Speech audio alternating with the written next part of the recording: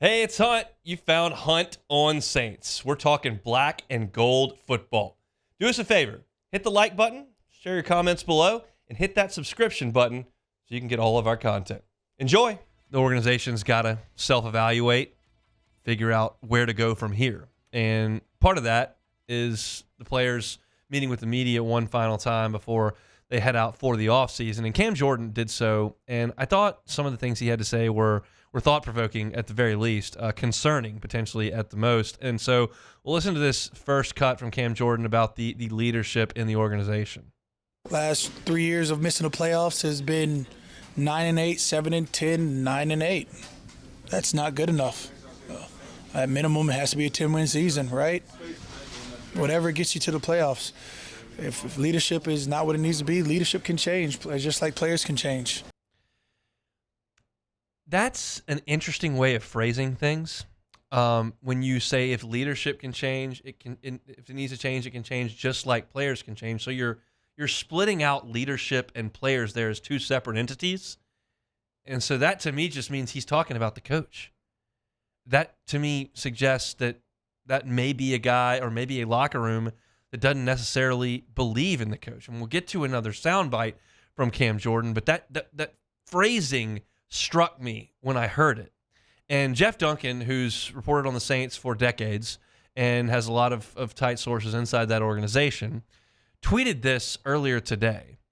Some segments of the Saints locker room splintered when adversity hit this season. Team officials are evaluating how that happened and what should be done about it.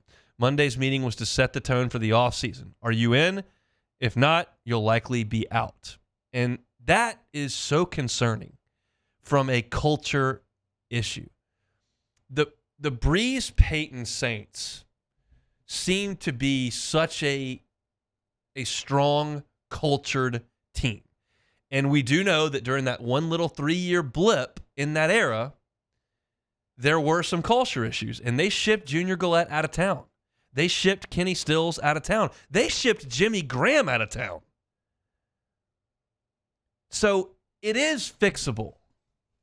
But forgive me if I don't necessarily want to put Dennis Allen and Derek Carr in the same breath as Sean Payton and Drew Brees at this current juncture. I'm just not there. And Cam Jordan played with Drew Brees and Sean Payton, and he's now playing under Dennis Allen. And he was asked on Monday, okay, well, does the team trust Dennis Allen? Does this team believe in DA? I mean, DA is our head coach. So as long as that is the same sentence, it's going to be the same sentence. Of course, we believe that we're going to get our things together. That is far from a strong affirmation. Cam Jordan is really bright and has been around the NFL a long time and has always been a really good soundbite and a guy that reporters could go to get quality information or sound. And he knows what he's doing in front of a microphone. This is not a college freshman yapping. This is not somebody that thinks they're, talking to their friends on social media and all of a sudden it blows up. This is a guy who knows he's speaking to the masses. And when he gets a question, do they believe in DA? And he repeats the question, one, which is gathering yourself to figure out what you're going to say. And then two, says, well, he's the head coach, so that's the way it's got. I mean, that to me suggested no. That's what I took from that. I believe Cam Jordan saying, not really, but he's the coach, so it is what it is. This goes deeper than I thought. I thought they just played poorly. It feels like that locker room split, and I just don't see Dennis Allen as the personality that's going to unite it. I'm sitting in a studio on Government Street in Baton Rouge. Hadn't been in an NFL locker room my entire life. I don't cover the team day to day. I don't know any players on the team. I have no sources. This is purely an opinion from 30,000 feet, just taking the information that's readily available to the masses.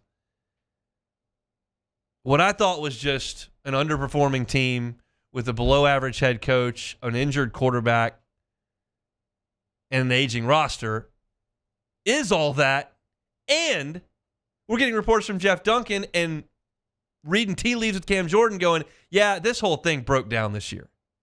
I don't know how Mickey Loomis and Dennis Lauscha and Gail Benson can hear these things and look at the results over the last 2 years and suggest, we're right there. We're so close. We just got to keep this together and keep moving forward. Hit on a couple of draft picks, find that free agent here or there, stay healthy, we're there. How could you look at this? You're 500 over the last 2 years in an atrocious division. You've got what sounds to me to be disgruntled players in a dysfunctional locker room, and the results aren't even any good. Like, you're hearing things from Ann Arbor, like some people are sick of Jim Harbaugh at this point, and the act is tired. They're winning at least. There's something to there's deodorant there that can help. What are we looking at here? 9-8, taking out Tyson Bagent, getting a big win over Desmond Ridder. And again, this is not some hothead rookie. This is a guy that might wear a gold jacket one day. At the very least, his name's going up the top of the Superdome in Cam Jordan, who's the face of the organization post-Breeze. That just seemed so pointed. And look, you're talking about a guy who routinely comes on this show and says, I'm not that concerned with things I hear in a press conference. Like, most of the time it's coach speak, half-truths, being coy.